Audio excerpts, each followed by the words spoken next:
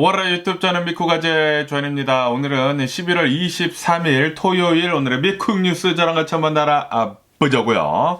오늘도 또 저랑 같이 이렇게 미국 뉴스 같이 알아봐 주셔서 정말 감사드리면서 이렇게 또 찾아와 주셔서 너무나 감사드립니다. 너무나 감사드리고요.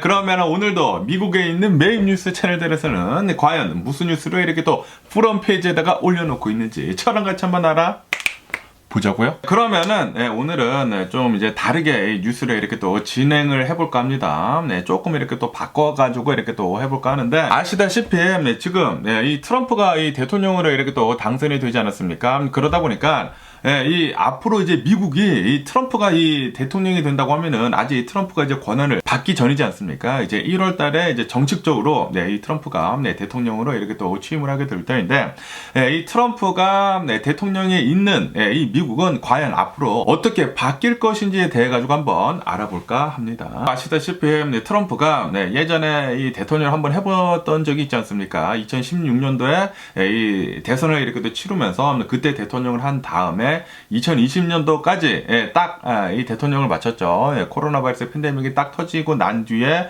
그만했는데 그때는 이제 바이든 대통령한테 졌으니까 그 다음에 바이든 대통령이 4년간 이 대통령을 한 뒤에 그리고 2024년도에 대선을 이렇게 또 치르지 않았습니까? 대선을 치렀는데 그렇게 굉장히 많이 막으려고 했지만 그런데 이제 미국의 선택은 트럼프였다. 어쨌든 간에 이제 트럼프가 대통령에 이제 당선이 됐기 때문에 이제 내년부터는 이 트럼프 2기가 이렇게 또 들어서지 않습니까? 그러면서 트럼프 2기가 이렇게 또 들어선다고 하면은 과연 이 미국은 앞으로 어떻게 이 바꿔 나갈지 이렇게 또 본다고 하면은 이 트럼프 2기 정권이 이렇게 들어선다고 하면은 이 경제적인 측면에서 어떻게 바뀔지 하고 본다고 하면은 트럼프는 2017년도에 트럼프가 이 정책으로 했었던 텍스 컷 앤 잡 액트라는 게 있었거든요.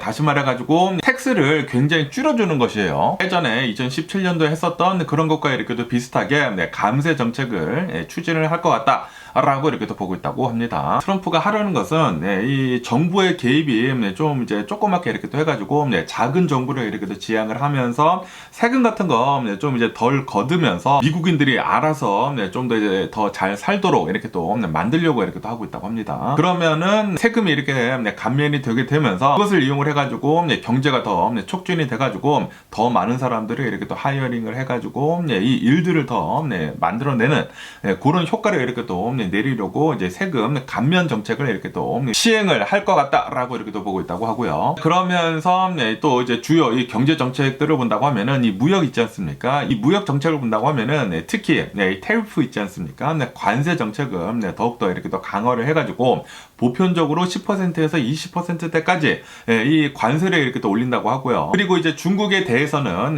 60%에서 뭐 200%대까지 관세를 이렇게 또 매기겠다라고 이렇게 얘기를 했거든요. 그러다 보니까 이 아메리카 퍼스트라고 하는 게 이 트럼프 정권의 가장 이 주요된 슬로건이지 않습니까? 그래가지고 이 아메리카 퍼스트 이 미국 보호 이 무역주의를 계속해가지고 더 강화를 이렇게 또 할 것 같다라고 이렇게 또 보고 있다고 합니다. 그러면서 이 경제적인 측면에서 본다고 하면은 이런 기업들이 이제 앞으로 더욱더 이제 성장을 하기 위해서는 규제 같은 것들이 좀 이제 없어져야지만 이 기업들은 앞으로 더 성장을 이렇게 또 할 수가 있거든요. 좀 이제 무법 시대처럼 와일드 웨스트처럼 예전에 이 서부 시대처럼 뭐 규제 같은 것들이 이렇게 또 없다고 하면은 서로 다 막 이 열정적으로 자신의 것을 이렇게 또 차지하려고 하고 그러다 보니까 기업들은 더욱더 이제 성장을 더 빠르게 이렇게 또 할 수가 있거든요. 그러다 보니까 트럼프 정부 하에는 환경 규제나 금융 규제나 노동 관련이 된 그런 이제 규제들을 좀 많이 이렇게 또 없앨 것 같다. 좀 이제 문턱을 굉장히 또 많이 낮출 것 같다라고 이렇게 또 보고 있다고 합니다. 그렇기 때문에 기업들은 앞으로 더욱더 잘 될 것 같다라고 이렇게 또 생각을 하고 있는 그런 이제 사람들이 많다고 합니다. 전망을 그렇게 또 하고 있다고 하네요. 그러면서 이 트럼프 2기 때 이렇게 딱 본다고 하면은 또 이민 정책에 대해서 이제 말을 안 할 수가 없지 않습니까? 이 이민 정책을 본다고 하면은 트럼프는 대통령이 되는 첫날부터 굉장히 강경하게 이 불법 이민자들을 쫓아낼 것 같다라고 이렇게 또 이 생각을 한다라는 뉴스들이 지금 많이 이렇게 또 올라오고 있습니다. 그러면서 지난 1기 때 했었던 것처럼 이 국경 장벽이 있지 않습니까? 국경 장벽 계속해서 세우는 것을 계속해가지고 이제 더 많이 세울 것으로 이렇게 또 보여주고 있다고 하고요. 그리고 이 대통령이 되는 그 첫날부터 국가 비상사태를 이렇게 또 선포를 할 수도 있다고 합니다. 국가 비상사태를 이렇게 또 선포를 한다고 하면은 군대를 이동을 할 수가 있다고요. 군대를 써가지고 불법 이민자들은 굉장히 빨리 많이 잡아다가 대규모 이 추방 조치를 이렇게 또 할 수도 있을 것 같다라고 이렇게 또 보고 있다고 합니다. 그렇기 때문에 이제 어마무시하게 강경한 이민 정책을 이렇게 또 취할 것 같다라고 이렇게 또 보고 있다고 하네요. 그런데 이것에 대한 부작용들은 굉장히 많죠. 저도 계속 말씀드렸지만 이런 이제 불법 이민자들 뭐 굉장히 또 많은 사람들이 미국에서 이렇게 또 일을 하고 있지 않습니까? 대략 한 1,100만 명 정도가 있다고 해요. 그냥 뭐 보는 것만 1,100만 명이지 아마도 훨씬 더 많지 않을까라고 이렇게 또 생각이 드는데 그 1,100만 명들이 뭐 굉장히 좀 이제 싼 일들 있지 않습니까? 그런 일들을 이렇게 또 많이 하고 있는데 그런 사람들을 싹 다 잡아다가 이 대규모 추방 조치를 이렇게 또 취한다고 하면은 미국 내에서 갑자기 이 일자리가 없어지네. 그러니까 일손들이 부족해 버립니다. 일손들이 부족해 버린다고 하면은 기업들이 또 사람들을 구해야 할 것이지 않습니까? 이 사람들을 구하는 데 있어가지고 또 굉장히 힘들 거란 말이에요. 사람이 없다 보니까 이렇게 힘든 일을 싸게 부려먹을 수가 없게 된다고 하면은 자연스레 임금은 올라가고 그리고 인플레이션은 자연스레 되지 않나 라고 생각이 들거든요. 그렇기 때문에 그것들에 대한 이 부작용도 심심치 않게 있을 것 같다라고 이렇게 또 보고 있다고 하네요. 하지만 또 이제 트럼프가 규제 같은 거를 또 이제 굉장히 완화를 이제 앞으로 할 것으로 이렇게 또 보여주다 보니까 그러면은 또 기업들이 이 임금 같은 것들을 억지로 이렇게 또 깎아가지고 여러 뭐 방면으로 이렇게 또 깎아가지고 사람들을 이렇게 또 고용을 할 수도 있지 않을까라고 이렇게 또 보는데 어쨌든 트럼프가 하려고 하는 것을 본다고 하면은 기업들한테는 좋습니다. 왜냐하면은 이 사람들 이제 빈부격차를 이제 더 이제 많이 만들 수 있도록 사람들을 싸게 쓸 수 있는 그런 건덕지들이 많이 나올 거란 말이에요. 규제 같은 것들이 사라진다고 하면은 말이죠. 뭐 노조 같은 것들도 이제 굉장히 이제 생기기가 어려워질 수도 있고, 뭐 그럴 것이지 않습니까? 그렇기 때문에 앞으로 이 중상층들이나 이 저소득층들은 좀 이제 살기가 계속 이제 어려워지지 않을까라고 이렇게 생각이 들고, 어쨌든 간에 트럼프 2기 정부 하에는 굉장히 많은 이민 정책들이 이제 강화가 될 것 같다라고 이렇게 또 보고 있다고 합니다. 그러면서 이렇게 불법 이민자들뿐만이 아니라 그냥 이 합법적으로 이렇게 또 들어오는 이민자들도 더 어려워질 수 있을 것 같다라고 이렇게 또 보고 있다고 하네요. 이 미국으로 이렇게 또 들어오려고 하는 그런 이제 이민 경로가 굉장히 좁아질 수가 있다. 그렇기 때문에 이제 앞으로 이제 미국으로 이렇게 또 이민을 오려고 하는 사람들은 굉장히 어려워질 것 같다라고 이렇게 또 보고 있다고 합니다. 그러면서 또 이제 트럼프 2기 하에 또 어떤 것들이 이렇게 또 바뀌어지는가 하고 이렇게 또 본다고 하면은 이 헬스케어 있지 않습니까? 이 미국의 의료보험 제도가 굉장히 개떡 같지 않습니까? 그런데 아마도 더 힘들어질 것 같다라고 이렇게 또 보고 있다고 하네요. 아시다시피 트럼프가 대선 활동을 이렇게 또 하고 있었을 그 당시에 카말라 헬스랑 대선 토론을 이렇게 또 하지 않았습니까? 토론을 했는데 거기에서 헬스케어에 대해 가지고 이렇게 또 물어보니까 이 헬스케어에 대해 가지고 나는 더 좋게 만들겠다라고 이렇게 또 얘기를 했거든요. 그러면은 구체적으로 어떻게 할 것이냐라고 이렇게 또 물어보니까 컨셉만 가지고 있다. 오바마 케어보다 훨씬 더 좋은 컨셉만 가지고 있기 때문에 내가 된다고 하면은 내가 잘 하겠다 라고 얘기를 했거든요. 그러니까 구체적으로 생각이 없더라는 그런 소리죠. 어쨌든 간에 트럼프가 이 미국의 대통령이 이렇게 또 딱 된 뒤로부터는 이 미국의 헬스케어 시스템이 앞으로 좀 더 나빠질 것 같다라고 이렇게 또 보고 있다고 하네요. 제가 계속 말씀드리지 않습니까? 트럼프는 부자들을 더 부자로 만들어주는 그런 정책들을 이렇게 또 많이 하기 때문에 기업들이 더 난리를 칠 거란 말이에요. 그렇게 된다고 하면은 당연히 기업들은 더 많은 돈을 벌려고 이렇게 또 하겠죠. 그렇게 된다고 하면은 저희 같은 뭐 중산층들이나 뭐 저소득층들을 본다고 하면은 헬스케어 이제 접근이 더욱더 이렇게 또 어려워지지 않을까라고 이렇게 또 생각이 듭니다. 거기에다가 지금 이 트럼프가 하려고 하는 것을 이렇게 또 본다고 하면은 오바마 케어 있지 않습니까? 이 오바마 케어를 굉장히 싫어한다고 해요. 그렇기 때문에 이 오바마 케어를 대대적으로 손을 보거나 아니면은 폐지를 할 가능성도 있다라고 이렇게 또 보여주고 있다고 합니다. 그렇기 때문에 이 미국의 헬스케어는 좀 더 나쁜 쪽으로 이렇게 또 흘러가지 않을까, 가뜩이나 나쁜데 더 나쁘게 이렇게 또 흘러가지 않을까 라고 이렇게 또 보여주고 있습니다. 그러면서 이 트럼프의 이 외교 정책을 본다고 하면은 이 트럼프의 외교 정책은 뭐 명확합니다. 아메리카 퍼스트. 미국 우선주의, 요거를 이렇게 또 가지고 나갈 것이기 때문에 아메리카 퍼스트라고 한다고 하더라도 이것은 아메리카 퍼스트가 아니다라고 이렇게 사람들이 얘기를 하고 있다고 하거든요. 왜냐하면은 뭐 단기적으로는 이 미국이 좋을 수가 있습니다. 트럼프가 이 대통령 하고 있었을 그 당시에는 좋을 수가 있지만, 그런데 이제 장기적으로 본다고 하면은 아메리카 퍼스트라고 하면서 이제 고립주의로 이렇게 또 택하는 것이지 않습니까? 그렇게 된다고 하면은 다른 나라들끼리 이렇게 또 뭉쳐버리게 된단 말이에요. 그러면은 미국이 뒤처질 수가 있는데, 어쨌든 간에 이 트럼프 2기 정권 하에는 외교 정책들은 이 아메리카 퍼스트를 이렇게 또 외치면서 좀 이제 고립된 그런 외교 정책을 이렇게 또 펼칠 것 같다라고 이렇게 또 보고 있다고 하네요. 그러면서 이 나토 있지 않습니까?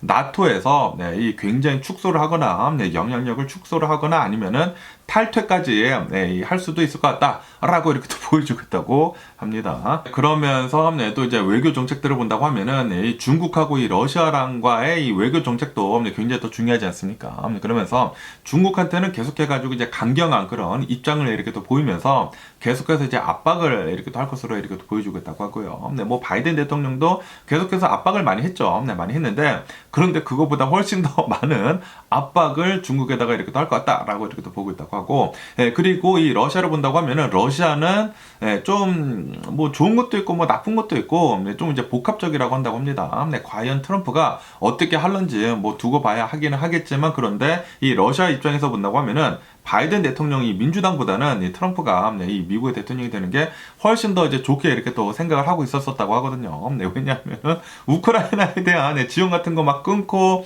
그리고 빨리 전쟁을 끝내라고 이렇게 압박을 할 수가 있기 때문에 뭐 우크라이나한테, 그러니까 러시아한테 뭐 땅 다 주고 이제 끝내라라고 이렇게 또 얘기를 할 가능성이 굉장히 높기 때문에 러시아 쪽에서는 트럼프가 미국 대통령이 되라라고 좀 이제 밀어주고 있었다고 하는데, 어쨌든 간에 트럼프가 이렇게 또 미국 대통령이 이제 됐다 보니까 이제 앞으로 본다고 하면 이 외교적인 정책에서는 이 러시아한테는 어쨌든 간에 조금 이제 유리한 쪽으로 되지 않을까라고 생각이 듭니다. 그러면서 이 환경적인 그 정책들을 이렇게 본다고 하면은 당연히 트럼프 이 정권 밑에서는 미국은 환경적인 면에서는 굉장히 나쁠 것 같다라고 이렇게 보고 있다고 합니다. 왜냐하면 아시다시피 지금 이 트럼프는 이 기후변화에 대해 가지고 이거는 가짜다라고 이렇게 또 얘기를 하고 있지 않습니까?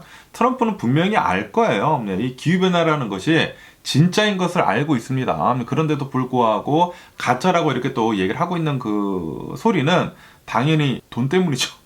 돈 때문에 돈을 조금이라도 이제 기업들이 더 많이 벌기 위해서는 이런 환경 문제에 대해 가지고 좀 이제 많이 누구로 틀어야지만, 그래야지만 이 기업들이 이 제재 없이 막 아무렇게나 이렇게 다 하지 않습니까? 그러다 보니까 환경 문제에 대해서는 앞으로 좀 나빠질 것 같다라고 이렇게 또 보고 있다고 하네요.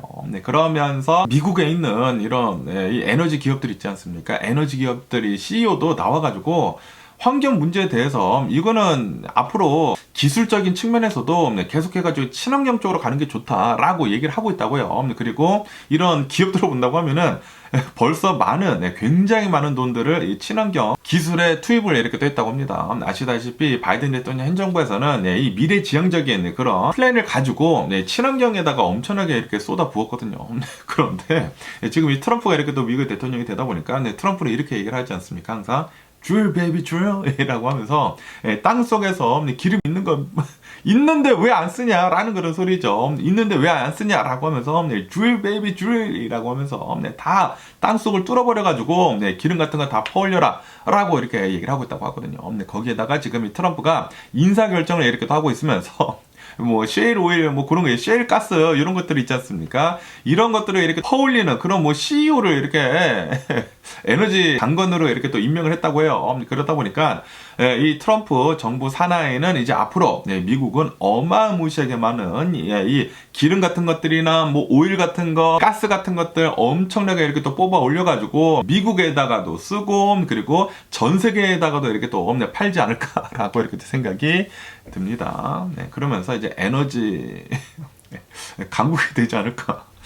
좀 이제 화석 연료 에너지 강국이 되지 않을까라고 생각이 듭니다. 제가 바라는 거는 좀 이제 미래지향적으로 친환경적으로 이렇게 또 하면서 뭐 공기 오염 안 시키면서 이제 환경이 좀 이제 좋도록 하는 것에 이렇게 또 바랬는데 절대 그렇게 하지는 않을 것 같고 그러면서 이제 미국에서는 파리 기후 협정 있지 않습니까? 국제 기후 협정에서도 아마도 이제 탈퇴를 이렇게 또 할 것 같다라고 이렇게 또 보고 있다고 하네요. 만약에 이 미국이 거기서 이렇게 또 탈퇴를 하게 된다고 하면은 이 미국뿐만이 아니라 다른 나라들도 이제 많이 탈퇴를 하거나 그 파리 기후 그 협약이 굉장히 이제 많이 위축이 될 수가 있다고 합니다. 그렇게 된다고 하면은 전 세계 이 환경 오염이 더욱더 이렇게 또 많이 되지 않을까. 그렇게 됐다고 하면은 기후변화는 더 심해지지 않을까라고 생각이 듭니다. 그러면서 이 트럼프 2기가 이렇게 딱 들어선다고 하면은 사법계 있지 않습니까? 저스티스 디파트먼트를 이렇게 또 본다고 하면은 트럼프는 이 사법부에서 계속해가지고 이제 보수적으로 이렇게 또 만들 것 같다라고 이렇게 또 보고 있다고 합니다. 지금 벌써 이 대법관들을 본다고 하면은 6명이 보수파이고 단 3명만 이렇게 또 진보파이지 않습니까?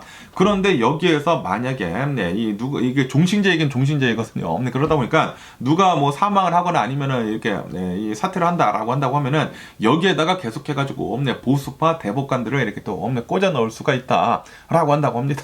그래가지고 만약에 여기에서 이 6명 뭐 이렇게 해가지고 뭐 9명인가 뭐 6명 뭐 3명 이렇게 돼가지고 있는데 그런데 여기에서 뭐 계속해가지고 진보파가 빠지고 뭐 보수파가 들어간다고 하면은 이 미국 대법원에서는 계속해가지고 이제 보수적인 그런 이제 결정만 이렇게 또 하지 않을까라고 이렇게 또 생각이 듭니다. 그렇게 된다고 하면은 계속해가지고 사회적인 이슈는 더 심해지지 않을까라고 이렇게 또 생각이 들거든요. 우선 낙태권 이슈, 이 낙태권 이슈가 트럼프 때문에 시작이 된 것이거든요. 트럼프가 대법관을 막 보수파로 어마무시하게 이렇게 또 꽂아 두다 보니까 좀 운이 굉장히 좋았죠.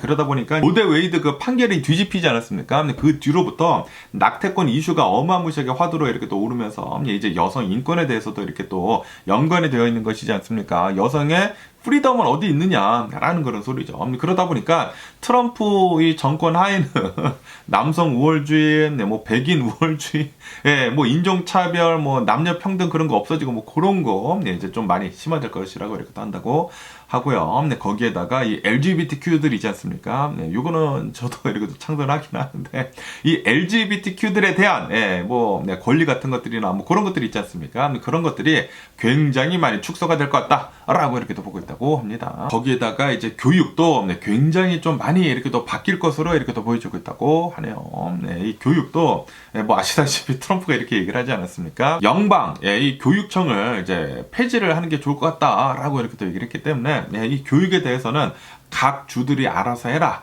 라고 이렇게 방침을 이렇게 또 하려고 하고 있다고 하거든요. 다시 말해가지고 정부에서 이제 돈을 안 쓰겠다라는 그런 소리인데 어쨌든 간에 이 연방 교육청까지 이렇게 또 지금 X를 이렇게 또 자르려고 이렇게 또 하고 있다고 하니까 이 미국에 대한 이제 교육도 이제 굉장히 많이 바뀔 것으로 이렇게 또 보여주고 있다고 합니다. 그것뿐만이 아니라 좀 많은 것들이 보수적으로 이렇게 될 것 같다라고 이렇게 또 보고 있다고 하네요. 그러면서 이 트럼프 이 밀리터리 군사비 국가 안보를 이렇게 또 본다고 하면은 우선 이 공화당을 본다고 하면은 항상 이 밀리터리에는 돈을 좀 이제 잘 쓰거든요. 잘 쓰기 때문에 이 트럼프 2기 산하에는 군비 지출이 이제 좀 더 이제 많아질 수도 있을 것 같다라고 이렇게 또 보고 있다고 합니다. 그래서 이제 국방비 지출이 이렇게 또 많아지게 된다고 하면은 당연히 미 정부의 이 부채는 더 늘어나지 않을까라고 이렇게 또 생각이 들고요. 그리고 이 정부 감시 같은 것들을 더 강화를 이렇게 또 할 수도 있을 것 같다라고 이렇게 또 보고 있다고 합니다. 뭐 사이버 그 세큐리티 같은 것들을 이렇게 또 강화를 이렇게 또 해가지고 전 국민들을 이렇게 또 감시를 하는 그런 이제 프로그램 같은 것들도 생겨날 수도 있을 것 같다라고 이렇게 또 보고 있다고 합니다. 이렇게 또 구구 정권들을 이렇게 또 본다고 하면은 항상 이제 감시를 하는 것을 이렇게 또 좋아하거든요. 그리고 부자들은 더 부자가 되고 뭐 그런 것들을 이렇게 더 좋아하기 때문에 이 밑에 있는 사람들을 좀 이 많이 압박을 하려고 해요. 그러다 보니까 이 감시 같은 것들도 이렇게 또 생겨날 수가 있다. 그리고 이런 것들도 이렇게 또 뉴스에 올라오지 않았었습니까? 트럼프가 미국 대통령이 된다고 하면은 이 포르노 사이트 요거 막힐 수가 있다. 라고 이렇게 나왔었거든요. 그러다 보니까 지금 이 포르노 사이트도 이 미국에서는 이제 못 들어갈 수도 있어 보인다. 라고 무슨 뉴스에서 본 것 같습니다. 과연 어떻게 되는지 계속해가지고 뉴스를 지켜보면 좋을 것 같은데, 그리고 트럼프를 본다고 하면은 트럼프가 쪼개는 거 잘하지 않습니까? 네, 막 쪼개가지고 서로 싸우게 만드는 것을 굉장히 잘하거든요. 네, 싸우게 만들어가지고 내 편만 짱이야 라는 것을 이렇게 또 잘하다 보니까 미국 내에서 이 트럼프가 이 미국의 대통령이 됨으로 해가지고 어마무시하게 많은 이 정치적 양극화가 이렇게 또 벌어질 것 같다. 네, 그래가지고 시위 같은 것들도 굉장히 많이 일어날 것으로 이렇게 또 보여지고 있다고 하고요. 그리고 이제 사회적인 긴장 같은 것들이 굉장히 많이 있을 수가 있어 보인다 라고 한다고 합니다.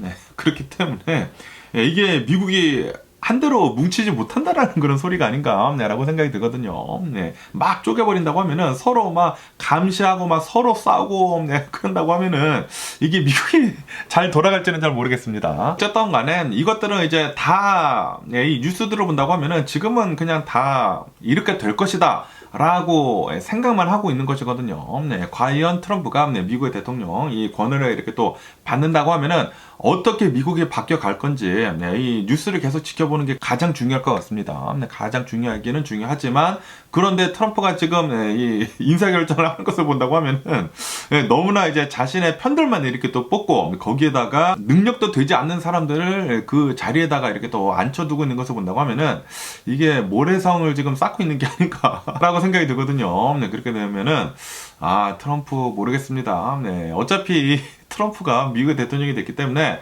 좀 잘해줬으면 하는 그런 바람인데, 첫 단추부터 조금 이제 삐걱거리게 이렇게 또 채우고 있는 게 아닌가라고 생각이 들기도 하고요. 그러면서 이번에는 이 또 다른 면을 한번 봐볼까 합니다. 트럼프가 미국의 대통령으로 이렇게 또 당선이 되게 되면서 바이든 대통령이 하지 못했었던 거를 지금 해결을 하고 있는 것들이 지금 많이 있다고 하거든요. 많이 있기 때문에 과연 이 트럼프가 미국의 대통령이 당선이 됨으로 해가지고 지금까지 어떠한 것들이 빠르게 바뀌어가고 있는지 그걸 한번 알아볼까 합니다. 그러면은 이제 가장 먼저 이제 봐야 할 것은 바로 이 에너지 정책에 대해서 이렇게 또 본다고 하면은, 아시다시피 이 바이든 대통령이 행정부에서는 기름값이 굉장히 높지 않았었습니까? 이 기름값이 너무나 높다 보니까 사람들이, 이 미국에 있는 사람들이 그거를 너무 싫어했습니다. 뭐 아시다시피 미국은 차를 굉장히 많이 타고 다니는 그런 이 문화를 가지고 있거든요. 네, 차에 대한 애정도 굉장히 높고, 그리고 이제 미국이라는 이 나라가 땅덩어리가 이제 너무나 넓다 보니까 차 타고 굉장히 많이 돌아다니는데, 그런데 바이든 대통령 행정부가 있었을 때에는 기름값이 너무나 비싸. 미쳐버린 거야. 아무리 코로나 바이러스 팬데믹이 지나고, 그리고 아무리 지금 전쟁이 이렇게 일어나고 있다고 하더라도, 아니 이거 기름이 이렇게 비싸서야 우리들이 이렇게 싸돌아다닐 수 있겠느냐라는 그런 소리죠. 그러다 보니까 불만들이 굉장히 많았거든요. 그런데 지금 이 트럼프를 본다고 하면은, 트럼프 이 정책들을 보면은 뭐 아시다시피 베이비, 줄 베이비 줄 이렇게 얘기를 하면서 이 미국을 에너지 강국으로 지금 만들려고 하고 있다라고 한다고 하거든요. 그러면서 트럼프는 이 미국을 에너지 순수출국으로 이렇게 또 만들어가지고 에너지를 더 이상 수입을 하지 않고 미국에 있는 에너지 다 뽑아 써라, 있는 거 왜 안 쓰냐라는 그런 소리죠. 그래가지고 에너지를 막 수입을 하지 않고 이제 수출까지 이렇게 또 하게 되면서 미국을 완전히 에너지에 대해 가지고 독립국으로 이렇게 또 만들겠다라고 이렇게 또 했거든요. 그러다 보니까 이제 앞으로 기름 같은 것들이나 이런 것들을 본다고 하면은 지금 어마무시하게 이제 퍼올릴 것으로, 이제 미국에서 뭐 기름이나 가스 같은 것들을 엄청나게 지금 캘 것으로 이렇게 또 보여주고 있다고 하거든요. 그렇게 된다고 하면은 이제 기름값이 지금 벌써부터 이렇게 또 내려가고 있지 않습니까?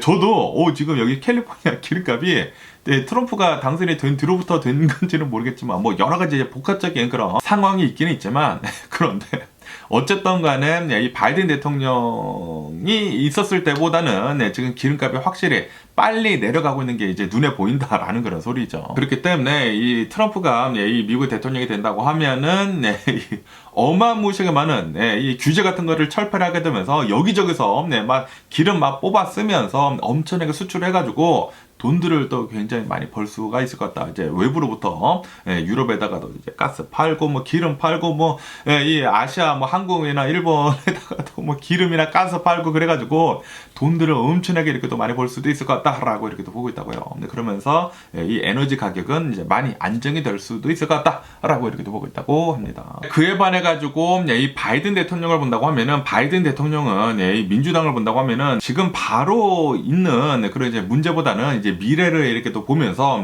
좀 이제 설계를 하거든요. 그렇기 때문에 친환경 에너지를 먼저 잘 해야 한다. 우리 지금 뭐 기후변화 심각하다라고 이렇게 또 얘기를 하면서 친환경 에너지 정책을 굉장히 강화를 이렇게 또 했거든요. 그러다 보니까 규제 같은 것들을 어마무시하게 많이 뒀습니다. 여기에다가는 줄하지 말고 여기에서는 얼마만큼만 캐고 뭐 여기에다가는 이 리밋을 두고 막 그래가지고 뭐 프래킹 같은 거 하지 마라 뭐 그런 리밋 같은 것들을 이 제재 같은 것들을 엄청나게 이렇게 또 주다 보니까 규제가 많다라는 그런 소리죠. 그러다 보니까 이 기름값이 올라갈 수밖에 없겠죠. 미국에서는 많이 이렇게 또 캐지 못하다 보니까 거기에다가 뭐 사우디아라비아랑도 별로 이제 사이도 안 좋고 그래가지고 이 오펙 플러스에서도 이 기름값을 이렇게 또 올리려고 거기에서 이제 감산을 하면 아마 기름값이 오르지 않습니까? 그래가지고 기름값이 좀 많이 올랐었죠. 많이 뭐 전쟁도 일어난 것도 있기는 있었지만 그런데 이 바이든 대통령이 하는 그런 이제 정책들을 본다고 하면은 기름값이 오를 수밖에 없다라는 그런 소리죠. 하지만 트럼프는 그런 거 없죠. 음모론, 이 기후변화에 대해서 이제 음모론 믿으면서 그런 거 없다, 그딴 거 없기 때문에 제재 같은 거, 규제 같은 거 다 없애버려. 그냥 여기저기다 땅 뚫고 막 파.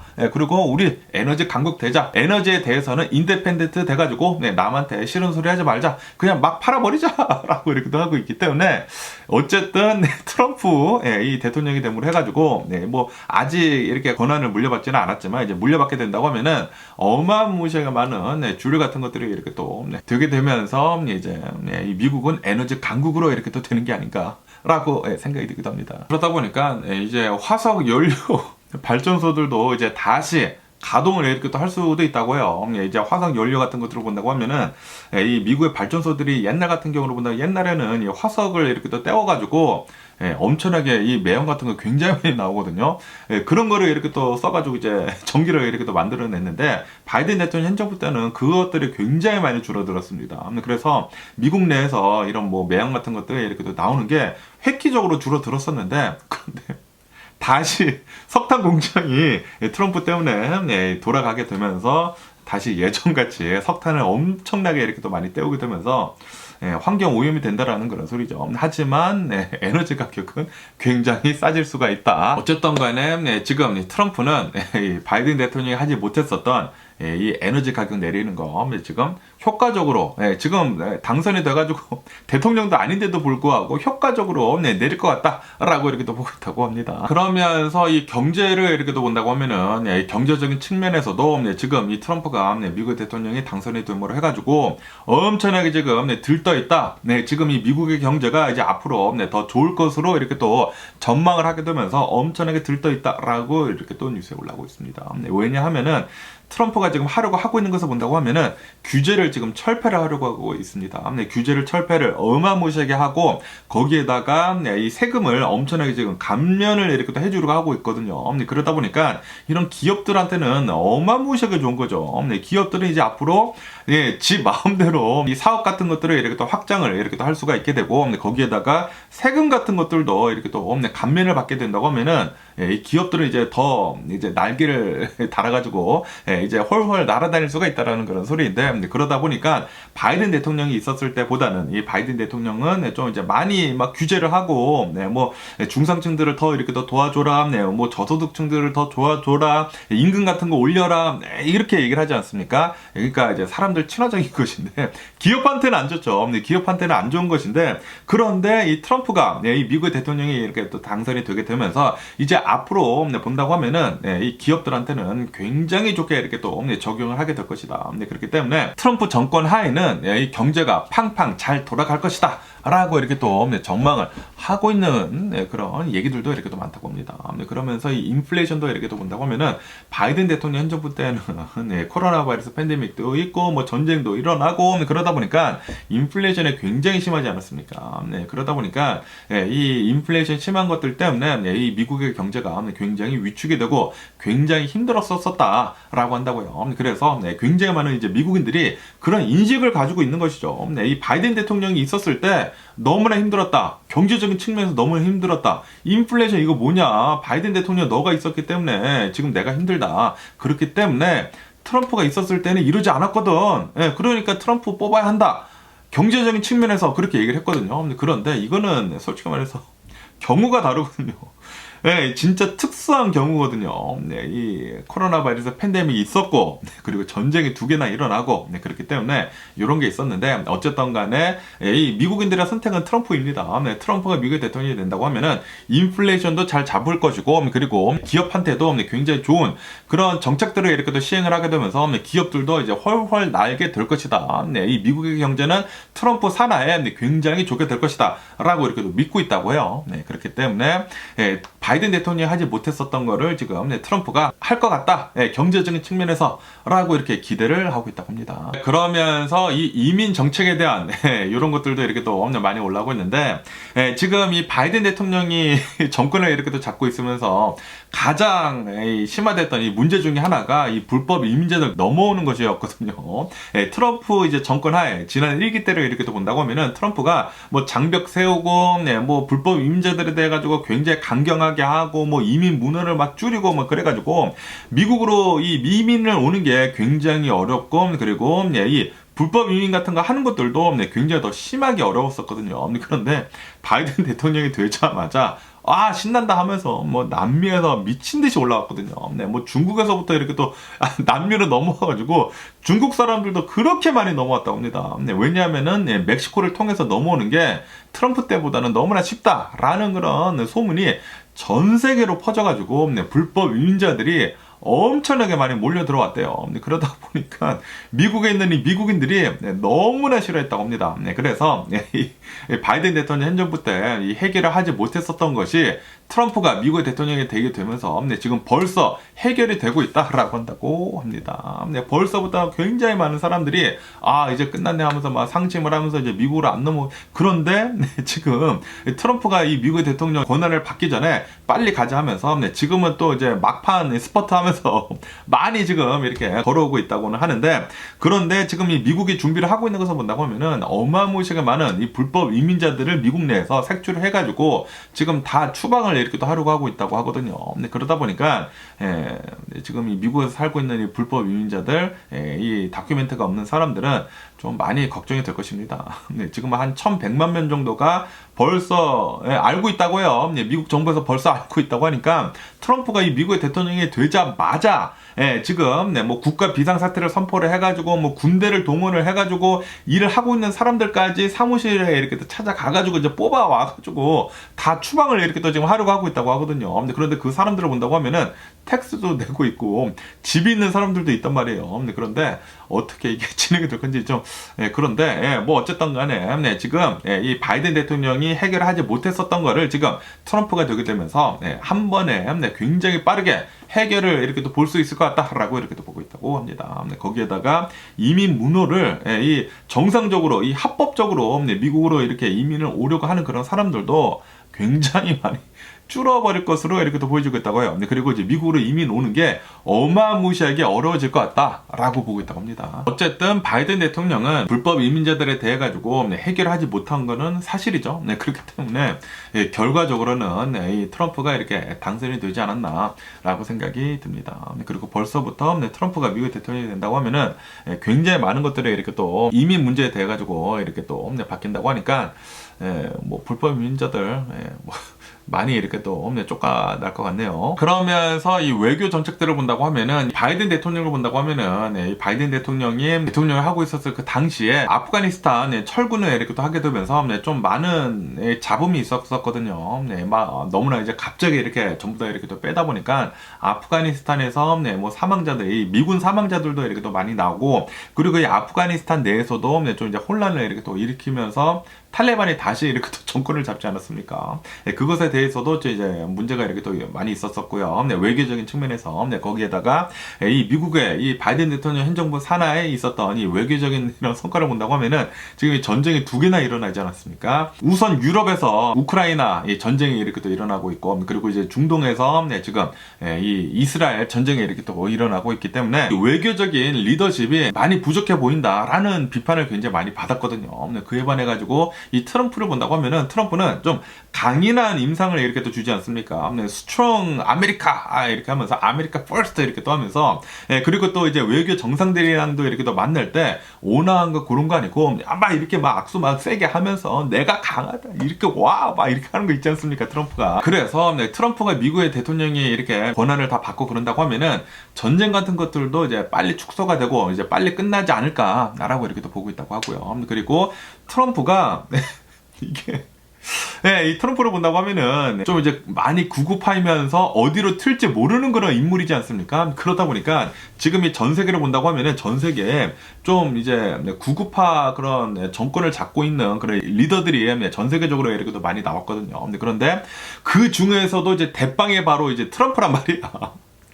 트럼프가 이제 미국의 대통령이 딱 잡는다고 하면은 지금 수많은 나라들이 구구파들이 지금 많이 나와 있는데 그 구구파들이 이제 조금 이제 잠잠해진다라는 그런 소리죠. 바이든 대통령이 있었을 때는 바이든 대통령 좀 이제 온화하게 하고 좀 이제 이 친목을 이렇게 또 하면서 이제 동맹국을 이렇게 또 좀 우선시하고 뭐 그랬는데 그런데 이제 트럼프가 됐다. 아메리카 퍼스트 너 나한테 잘못 보이면 너 잘라버린다 라는 그런 거 있기 때문에 이제 외교적인 측면에서도 트럼프가 더 잘할 것 같다. 라고 이렇게 또 보고 있다라는 지금 바이든 대통령이 하지 못했었던 거를 트럼프가 미국 대통령이 됨으로 해가지고 빠르게 해결을 할 수 있을 것 같다라는 그런 얘기들도 지금 많이 올라오고 있습니다. 어쨌든 이 결론을 내린다고 하면은 이 바이든 대통령보다 트럼프가 이 대통령이 됨으로 해가지고 훨씬 더 많은 것들이 이 바이든 대통령이 해결을 하지 못했었던 거를 빠르게 해결을 할 것 같다라고 이렇게 또 보고 있다고요. 그런데 이게 좀 이제 많은 시각적으로 이렇게 또 봐야 한다고 합니다.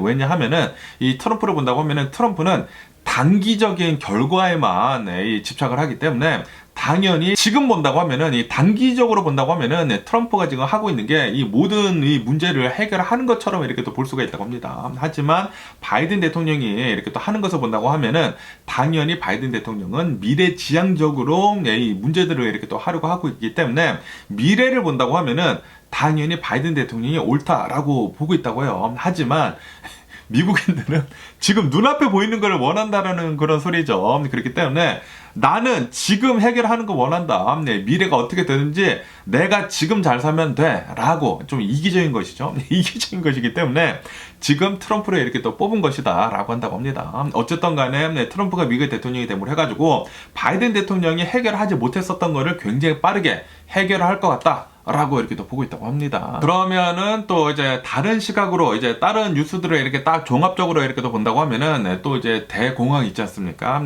Great Depression, 이 Recession, 침체. 이 트럼프가 미국 대통령이 된다고 하면은 이제 조만간 이 대공황이 올 것이다. 침체기가 올 것이다.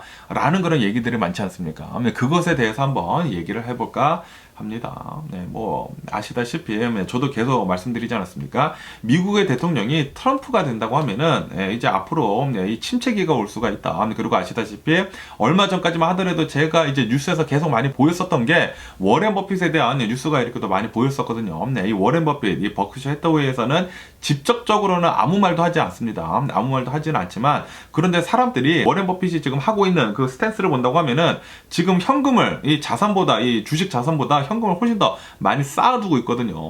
지금 애플 주식 그리고 뭐 뱅크 오브 아메리카 주식 이런 것들을 어마무시하게 이렇게 또 팔아 제끼면서 현금을 엄청나게 많이 쌓아뒀습니다. 지금 뭐 주식 자산보다 현금이 더 많아요. 그러다 보니까 이거 지금 워렌 버핏이 현금 쌓아두고 경기 침체가 오면은 줍줍 하려고 기다리고 있는 거 아니냐 라고 생각을 하고 있다고 해요. 그러다 보니까 지금 현금 쌓아둬야 되는 거 아니야? 라고 이렇게 많이 생각을 하고 있으면서 이제 조만간 진짜 대공황이 올 수도 있겠구나. 네, 진짜 리세션, 이 침체기가 올 수도 있겠구나. 라고 이렇게 생각을 하고 있다고 하거든요. 네, 그러면서 트럼프가 미국의 대통령이 되게 되면서 네, 과연 네, 실제로 이 대공황이 오는지 안 오는지에 대한 네, 이런 것들을 이렇게 딱 본다고 하면은 우선 예, 이 대공황이 오려고 하면은 예, 이 금리 있지 않습니까? 네, 금리가 네, 굉장히 높아진다고 합니다. 네, 그런데 아시다시피 네, 지금 이 트럼프가 미국의 대통령이 됨으로 해가지고 지금 뭐 관세를 어마무시하게 올린다고 하고 대규모 불법 이민자들 추방을 한다고 하고 그러면은 뭐 인플레이션이 오르게 되지 않습니까? 인플레이션이 오르게 된다고 하면은 그러면은 자연스레 네, 이 금리가 올라갈 수밖에 없거든요. 네, 그러면은 이 금리가 이렇게 올라간다고 하면은 네, 다시 이제 돈이 이렇게 또 줄어드는 것이지 않습니까? 이게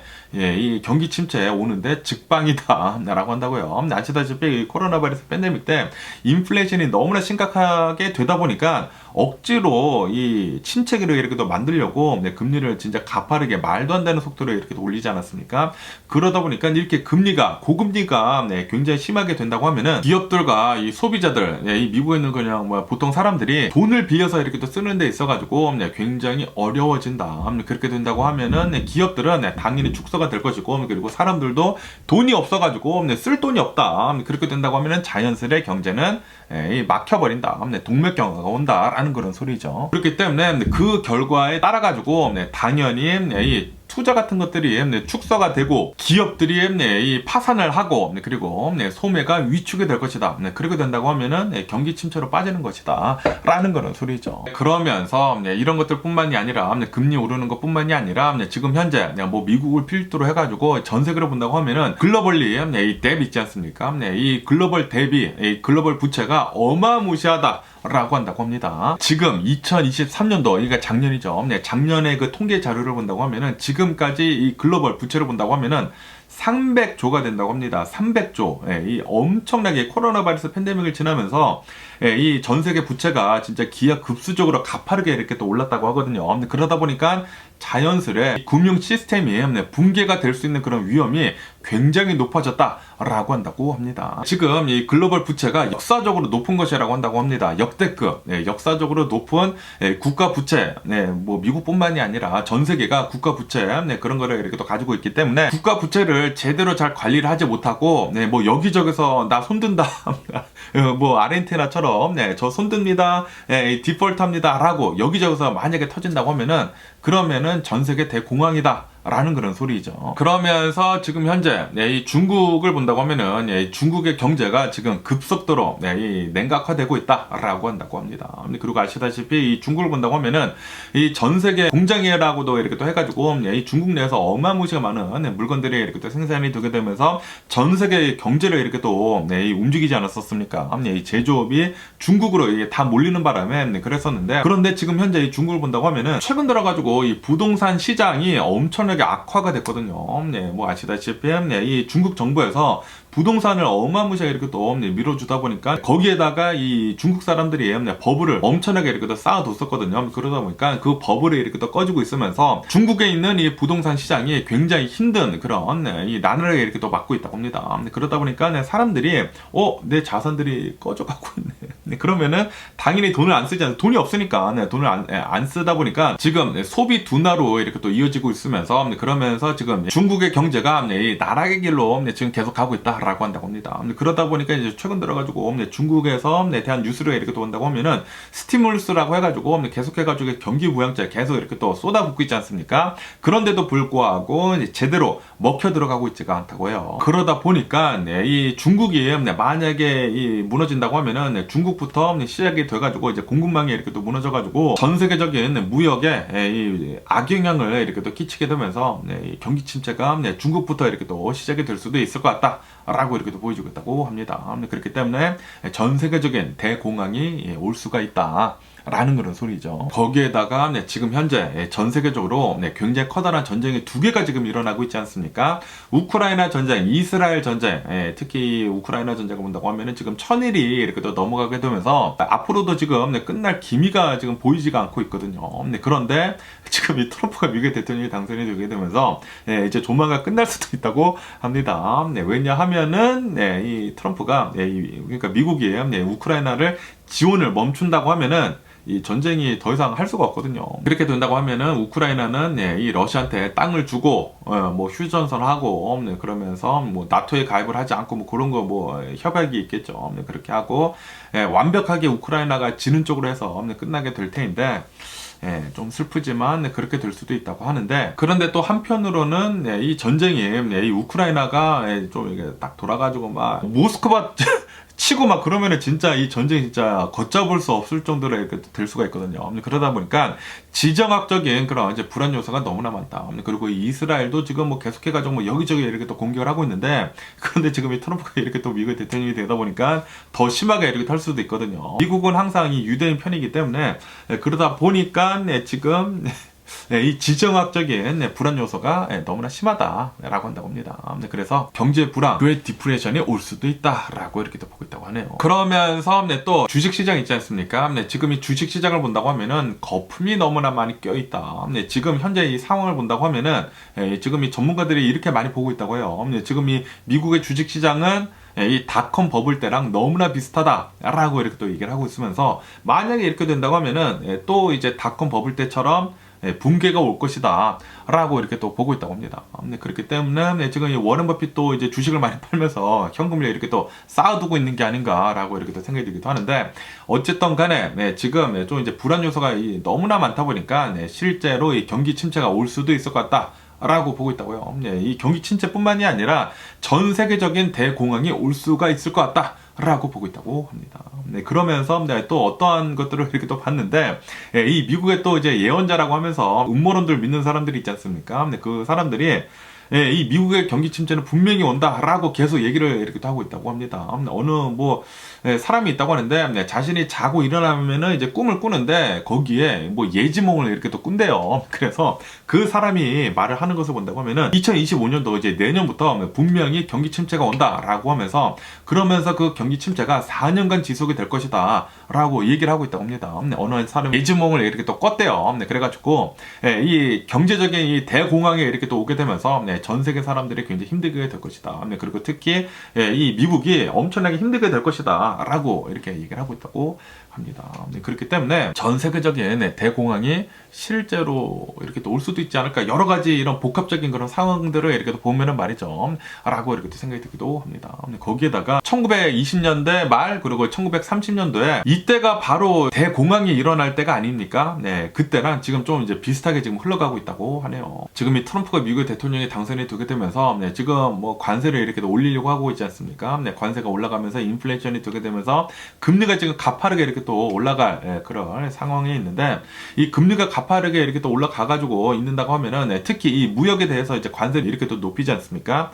이게 좀 굉장히 비슷하다고 합니다. 예전에 대공황 때 그때 관세가 굉장히 높았대요. 관세가 굉장히 높았다고 하는데 지금 이 트럼프가 하려고 하는 게 이제 관세를 엄청나게 높이는 것이지 않습니까? 그러다 보니까 좀 비슷한 면도 없지 않아 있다. 그런 면에서는 라고 이렇게 또 한다고 해요. 그렇기 때문에 실제로 이 경기 침체가 진짜 그냥 경기 침체뿐만이 아니라 세계적인 대공황이 오는 게 아니느냐라는 그런 얘기들이 지금 많이 돌고 있는 것들도 있습니다. 그리고 이 미국을 본다고 하면은 미국이 이 경기 침체, 그러니까 대공황이 오지 않았었습니까? 1930년도에 그 대공황을 타개를 했었던 그 방안이 바로 전쟁이었다고 하거든요. 그렇기 때문에 만약에 이번에 실제로 트럼프 때문에 경제 대공황이 온다?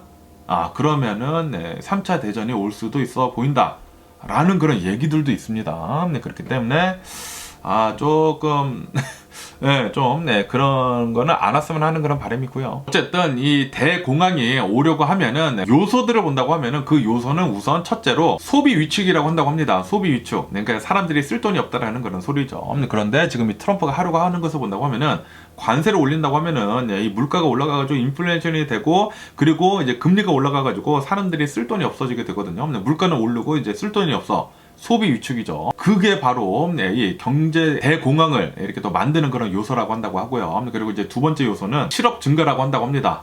이 실업자 증가가 또 굉장히 심각한 문제인데, 이 경제 대공황 때 이 미국 1930년도에는 실업률이 30%였다고 합니다. 30%. 진짜 상상도 할 수 없을 정도로 굉장히 많은 사람들이 일이 없었다라는 그런 소리인데 지금 이 미국의 실업률이 4%이거든요. 4%인데 그런데 만약에 30%대로 이 실업률이 올라간다고 하면은 요거는 진짜 대공황이죠. 그리고 지금 현재 어마무시하게 많은 사람들을 지금 막 내보내고 있지 않습니까? 내보내고, 그리고 뭐 일자리가, 막, 그리고 뭐, 복합적으로 본다고 하면은 나중에 실제로 소비 위축이 되게 되면서 실업자들이 굉장히 빠르게 늘 수도 있다고 이렇게 또 보여지고 있다고 해요. 거기에다가 또 이제 세 번째 요소는 바로 이제 은행들이다. 그리고 지금 트럼프가 규제를 지금 철폐를 이렇게 또 하려고 하고 있지 않습니까? 규제를 이제 너무나 이렇게 또 철폐를 한다고 하면은 은행들에서 또 너무나 날뛸 수가 있단 말이에요. 그렇게 된다고 하면은 이 은행 시스템이 붕괴가 될 수가 있습니다. 뭐 아시다시피 2008년도, 2007년도에 그때 리만 브라더스 사태가 이렇게 또 일어나지 않았습니까?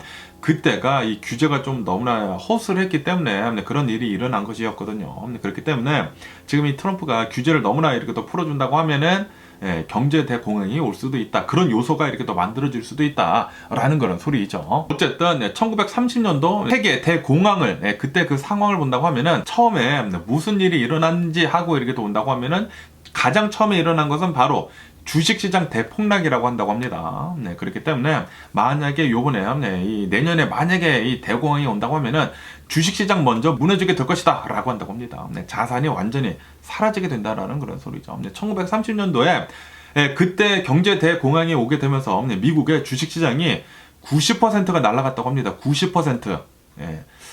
그러니까 버블이 다 날아간다라는 그런 소리죠. 그러면서 이 주식시장이 폭락을 하게 되면서 은행들이 파산을 시작을 하게 된다고요. 은행들이 파산을 시작을 하게 된다고 하면은 이제 돈이 꽉 막혀버리게 된다라는 그런 소리죠. 돈 찾아볼 데도 없고 돈을 쓸 수도 없고 그러면은 뭐 투자도 되지도 않고 기업들도 이제 사람들 뭐 안 쓰고 그렇게 된다고 하면은 이제 대량 해고를 이렇게 또 하게 되고 이 어마무시한 실직자들이 이렇게 또 나오게 된다. 그러면서 전 세계적인 무역 감소로 이어지게 된다라는 그런 소리죠. 그렇기 때문에 지금 트럼프가 미국의 대통령이 되게 되면서 이런 요소들이 지금 약간 뭐 일어날랑 말랑 하고 있는 것 같아요. 그렇기 때문에 실제로 내년에 대공황이 올 수도 있지 않을까 라는 그런 걱정이 들기도 합니다. 그러면서 이 대공황을 피할 수 없을지 하고 온다고 하면은 당연히 피할 수가 있다고 합니다. 우선 재정 정책을 잘 해야 한다라고 한다고 합니다.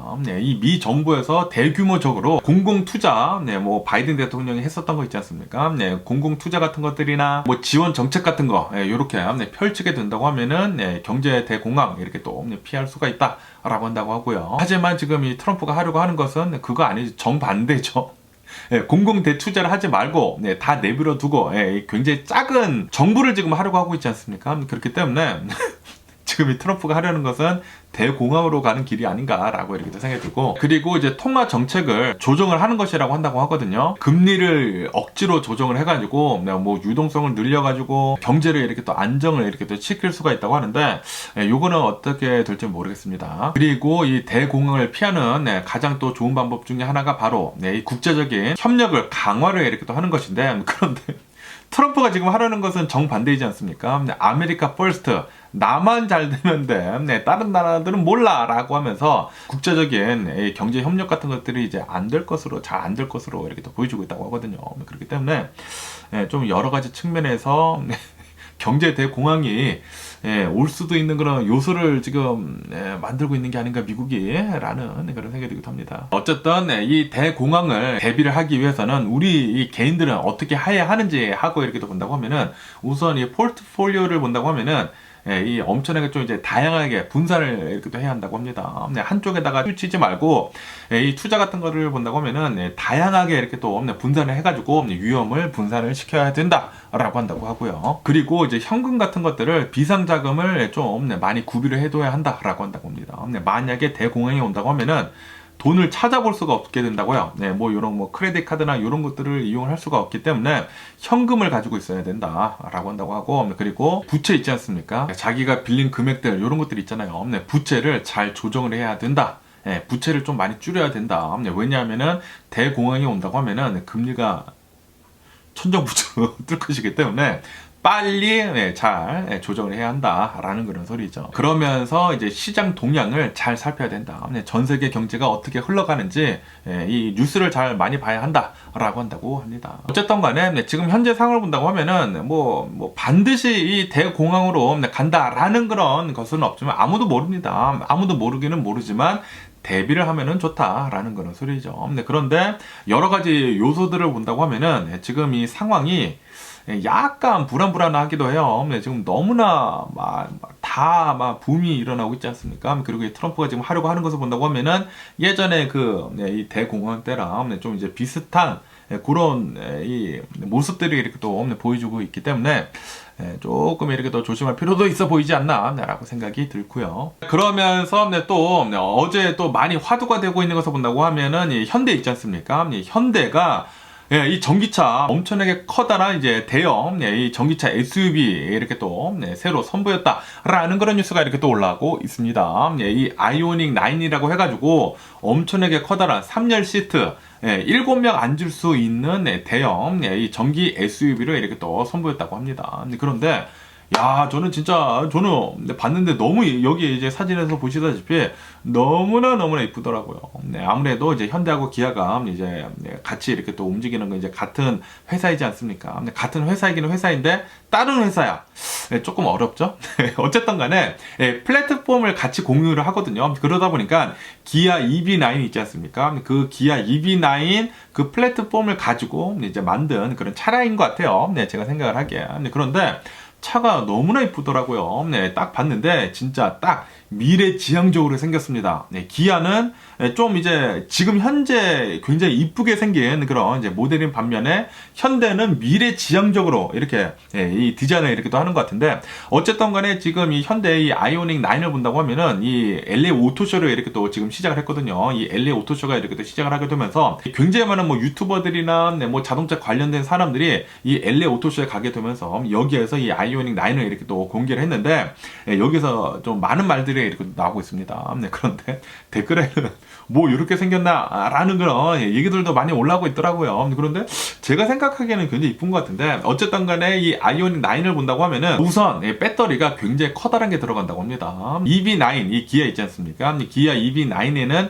100kW짜리 배터리가 이렇게 또 들어간다고 하는데 이 아이오닉 9에는 110kW짜리 한 10%가 더 많은 배터리가 이렇게 또 들어간다고 합니다. 그렇기 때문에 이 주행거리가 조금 더 높다고 하고요. 300마일을 아마 넘어설 것으로 이렇게 또 보여주고 있다고 합니다. 그리고 이 디자인이 무슨 항아리 같이 생겼어요. 제가 이 레인지로버 굉장히 좋아하거든요. 레인지로버 굉장히 좋아하는데 레인지로버가 최근 들어가지고 1년 전인가 1, 2년 전에 이렇게 또 새로운 모델이 이렇게 또 나오지 않았습니까? 근데 그 새로운 모델을 본다고 하면은 항아리 같이 생겼다라는 그런 생각이 딱 들었거든요. 근데 굉장히 깔끔하고 군더더기 없고 막 동글동글하게 생겨서 딱 항아리 같다라고 생각이 들었는데 그런데 이 아이오닉 9을 보니까 이거 항아리 같은데? 라고 딱 생각이 들더라고요. 굉장히 디자인이 군더더기가 없고 동글동글하게 이렇게 또 생겨가지고 이 공기 역학이 굉장히 잘 나올 것으로 이렇게 또 보여주고 있다고 하거든요. 그리고 정말 잘 나온대요. 이 공기 역학적으로 엄청나게 잘 빠진 그런 디자인이 아닌가라고 생각이 들고 그리고 이제 뒷부분을 본다고 하면은 뒷부분은 좀 그 볼보 있지 않습니까? 옛날 그 볼보 라이트 같이 이렇게 또 생겼더라고요. 뭐 아치로 뭐 어마무시하게 커다랗게 불이 들어오는데 당연히 볼보 하면은 안전성인 면에서 이제 최고이지 않습니까? 그러다 보니까 지금 이 현대의 아이오닉 9도 뒤 그 브레이크 등 시한성이 어마무시하게 좋더라고요. 그렇기 때문에 현대 아이오닉 9 진짜 엄청나게 잘 나온 게 아닌가라고 생각이 듭니다. 그리고 뭐 여러 가지 뭐 특징들이 있는데 최근 들어가지고 이 차량을 이렇게 또 타고 다니면서 이제 또 중요하게 봐야 하는 것 중에 하나가 바로 이 핸드폰 충전하는 것이지 않습니까? 그러면서 이 핸드폰 충전하는 것을 본다고 하면은 USB Type-C가 들어가는데 그런데 충전이 100W까지 돼요. 100W. 어마무시하게 충전이 빠르게 잘 된다라는 그런 소리죠. 슈퍼 초고속으로 핸드폰들을 충전할 수가 있다. 그리고 핸드폰뿐만이 아니라 노트북 있지 않습니까? 노트북이나 뭐 아이패드 같은 것들도 굉장히 빠르게 충전할 수가 있다라고 한다고 합니다. 거기에다가 뭐 카메라 같은 것들도 뭐 여기저기 굉장히 많이 달리고 그리고 현대가 반자율 주행 시스템 이거 잘하거든요. 잘하는데 요번에도 이제 굉장히 잘 나왔다. 라고 한다고 합니다. 거기에다가 거기다가 뭐 스피커 시스템들도 굉장히 좋은 것들이 이렇게 또 들어가가지고 스피커 시스템 엔터테인먼트가 굉장히 이렇게 또 잘 된다고 하고요. 그리고 또 이제 가장 중요하게 봐야 되는 것 중에 하나가 바로 3열 시트. 3열 시트이다 보니까 이 7명이 이렇게 또 앉아가지고 여행을 할 수가 있다라고 한다고 합니다. 그런데 영상들을 이렇게 또 많이 봤거든요. 많이 보니까 뒷좌석이 조금 좁기는 좁더라고요. 어른은 조금 이제 앉기가 힘들지만 아이들은 충분히 잘 앉아서 이렇게 또 가지 않을까라고 이렇게 또 생각이 듭니다. 어쨌든 간에 최근 들어가지고 현대 기아에서 차들 내놓는 것을 본다고 하면은 진짜 엄청나게 진짜 발전을 많이 했더라고요. 진짜 이제는 일본 차들보다 더 잘 만들고 있는 게 아닌가라고 생각이 들거든요. 그리고 아시다시피 미래는 전기차입니다. 전기차일 수밖에 없어요. 제가 타보니까 전기차만큼 편한 게 없어. 우선 부품 수들도 굉장히 적고, 그리고 이 내연기관차는 엔진오일 갈아야 되고, 뭐 트랜스미션 플루이드도 갈아야 되고, 뭐 쿨렌트도 봐야 되고, 볼 게 굉장히 많지 않습니까? 그런데 전기차는 그딴 거 하나도 없어. 굉장히 관리도 편하고, 거기에다가 당연히 기름보다 더 싸고, 그리고 더럽지도 않고 이 공기 오염도 안 해. 그러다 보니까 미래는 어차피 전기차이거든요. 그런데 지금 이 전기차 시장을 본다고 하면은, 이 미국에서 본다고 하면은 말이죠. 이 미국에서 본다고 하면은 테슬라가 가장 최고이고요. 가장 최고인데, 테슬라만큼 지금 따라가는 그런 기업들을 본다고 하면은 현대 기아 자동차가 가장 잘 따라가는 것 같더라고요. 뭐 당연히 복스와건에서도 이제 잘 하고 있기는 있는데, 그런데 현대 기아 자동차가 진짜 전기차 만드는 데 있어가지고 어마무시하게 빠르게 잘 따라잡고 있는 것 같아가지고 뭐 같은 한국 사람으로서 굉장히 이 프라우드한 게 아닌가, 자랑스러운 게 아닌가라고 이렇게 또 생각이 들더라고요. 현대기아 자동차 정말 잘하고 있는 게 아닌가라고 이렇게 또 생각이 들면서 뭐 어쨌든 간에 오늘 제가 본 미국 뉴스는 여기까지고요. 오늘도 제 영상 끝까지 시청해주셔서 정말 감사드리고요. 항상 건강하시고 행복하세요. 그럼 안녕히 계세요. 그리고 내일 봐.